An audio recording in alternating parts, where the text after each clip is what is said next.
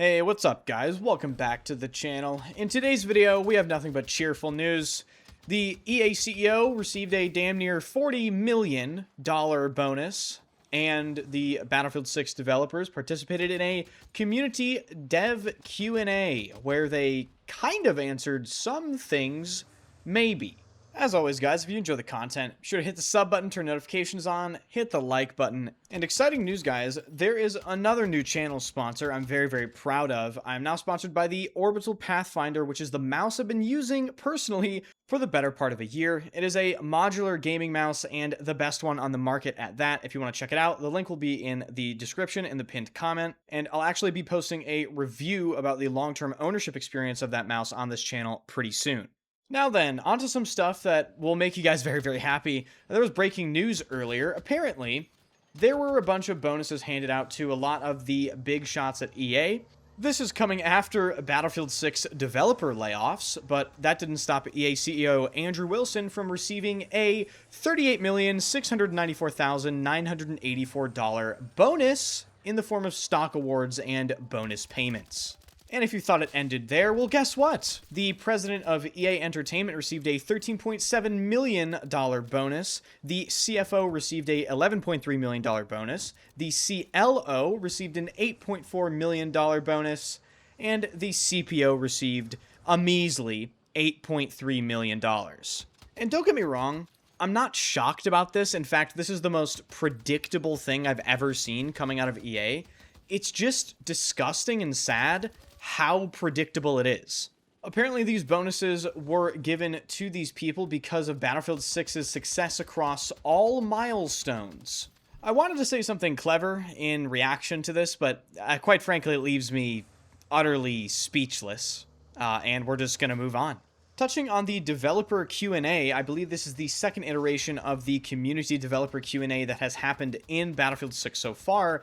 Before we even get into any of the questions they answered, I do have to say this is a really cool thing they're doing. However, a lot of the answers the developers have provided to many of these questions are just kind of non-answers. I went through the entire thing and picked out the best bits for you guys. So we're going to start off with this question asking about reticles in Battlefield 6, and apparently DICE is working on improvements to the reticle system in Battlefield 6 that should improve their, quote, visibility against different environments. This is fantastic. I think this is long overdue. The more site customization, the better, especially if it improves visibility. The next set of questions have to do with the map remakes in the Phantom program. The developer answers this question: what is the progress of New Subic City and Blackwell Fields map reworks? And the answer is these are on track to be released later in Season 5, and they will be tested in Battlefield Labs imminently. And regarding the Phantom program, this person asks whether or not we have to complete challenges or find Easter eggs to participate in it, and the developer answers that it is a mix of both, and the system is built around challenges, but to unlock or complete them, you will need to track down and solve Easter eggs across Fort Linden. Now, Fort Linden is the Battle Royale map, so some people are going to be upset. They're going to have to play RedSec for this, or at the bare minimum, create a portal server to access Fort Linden as a map. The next question asked to the developers has to do with Levolution, and they basically just answer that it's not going to happen, and their vision is, quote, targeted set-piece destruction, and that they want to deliver massive tactical destruction events that reshape combat zones and sightlines. The next question I debated even including because I just think it is not a complete non-issue in my opinion, but this question reads: many players seem to be wanting atmospheric weather and night maps rather than large-scale events. Is this something the team is actively considering? And the developer answers, we definitely hear the feedback on dynamic weather and night maps. While we continue to explore options for new maps, you can dive into great night combat right now in Battlefield Portal. So basically the devs are like, yeah, sick, you can play into the game right now, but we're probably not going to make it. And honestly, I think it's the right call for DICE not to worry about dynamic weather or night maps or any of this shit. It just simply doesn't matter, in my opinion. I think there are way larger problems to take care of. The netcode, the audio, the vehicle balance. I digress. The next question has to do with whether or not Battlefield 6 will ever receive Commander Mode, and they immediately shoot this down and say no plans to bring Commander Mode into Battlefield 6 at this moment in time. You guys are going to have to let me know what you think about Commander mode. I personally played in it only a little bit in Battlefield 4. I know it's supposed to be a franchise legacy feature sort of thing, but I don't know. Is it really that important? I feel like the commanders in Battlefield 4 just griefed specific players by marking them as a high-value target for the entire game, and the commander didn't really serve a commanding role in the sense that I don't feel as though the commander had impact on where their soldiers actually went. I don't feel like people actually listened to any sort of instruction or order. And of course not, right? Because this is Battlefield. And Battlefield players are just running around. They don't even know what game they're playing. Okay? They're just fucking just, whoa, yo. On a different note, the next question has to do with jet loadouts. And this person asks, will there be jet loadouts and improvements in Season 4? With the new jets coming and the Top Gun collab, I think it would be appropriate to finally improve the overall jet experience. And the developer gives a very interesting answer. It appears they're going to be drip-feeding us jet loadouts because he confirms one of the brand new two-seater jets being released in Phase 2 of Season 4, the Super Spectre, will have fully customizable loadouts, but they have plans for the other jets to receive them, and they cannot share the timeline. Okay. The next question has to do with Strikepoint. I have seen many people in my comment section actually complain that Strikepoint isn't in the game anymore. I wasn't aware this many people cared about Strikepoint, but basically someone asks a developer any update on this game mode, and they answer, we're working on improvements to the mode and planning to update it for a future season. Part of me wonders if Strikepoint will become the new multiplayer ranked mode. I don't know. Seems pretty obvious. Next up, we have a question regarding vehicle balance, particularly having to do with jets, attack helicopters, and the Little Bird especially. The developer answers, balance across our hardware such as vehicles, gadgets, and weapons is ongoing throughout the seasons of Battlefield 6 and RedSec.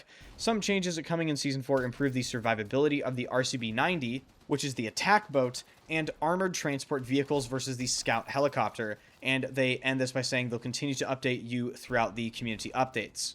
This answer was a little disappointing to me because having played in the jets now, and the helicopters, and the boats, and of course the tanks at the start of Season 3, I just have to say the overall state of vehicle play in this game is still pretty abysmal.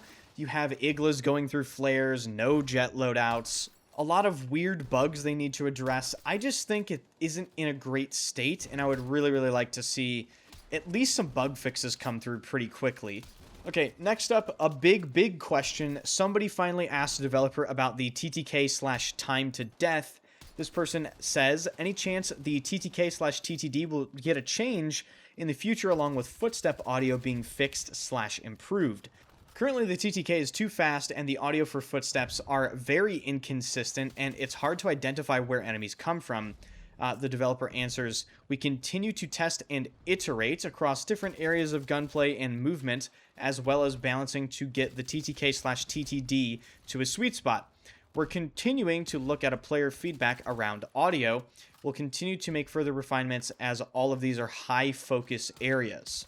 And that last bit, the developer is very, very right. These are very, very high focus areas. In my opinion, the time to kill is one of the top issues with the game alongside the very inconsistent audio, which they have attempted to address multiple times at this point. Off the top of my head, at least 5 times, if not more. Next, the developers receive a pretty important question regarding suppression and whether or not it will ever be added to Battlefield 6, or at least what their plans are regarding it. The developers have this to say, suppression is a polarizing mechanic, and while it is something we are evaluating, any changes will be thoroughly tested in Battlefield Labs before it lands on the main game. I don't have a timeline to give now, but it is being looked at. Okay, so this is interesting. Okay, this is probably one of the bigger things mentioned in this entire Q&A. This developer confirms that suppression is being looked at. Now, the question is, what kind of suppression? Will it be suppression that affects every single player in the game?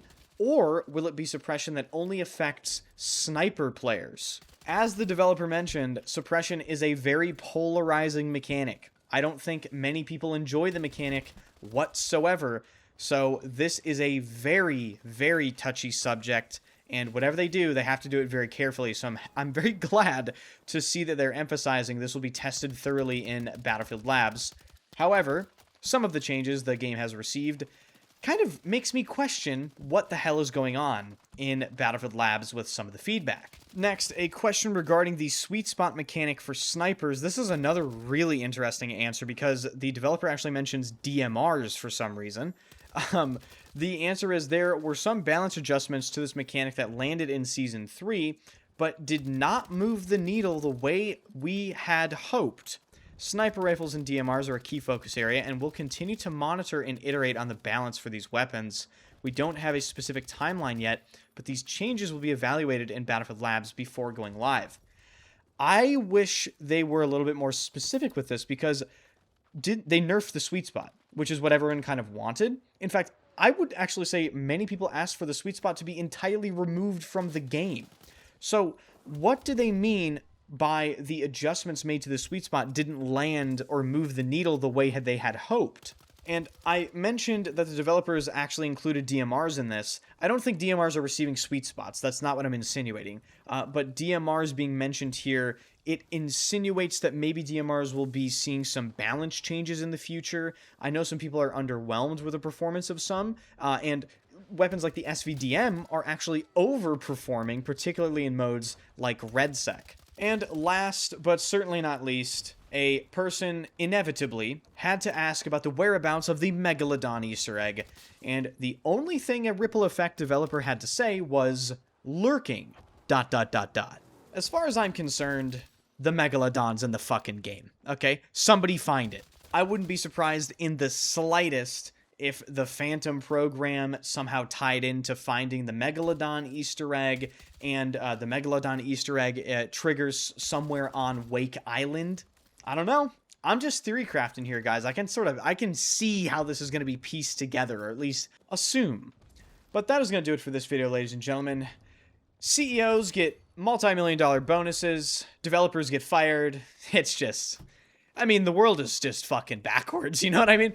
If you enjoyed the video, hit the like button, hit the sub button, and of course, swing by the streams. I stream every single day at twitch.tv/enders. Be sure to follow the channel, follow the brand new Instagram Clips channel, turn notifications on so you don't miss a video on this channel, and I will see you guys in the next video.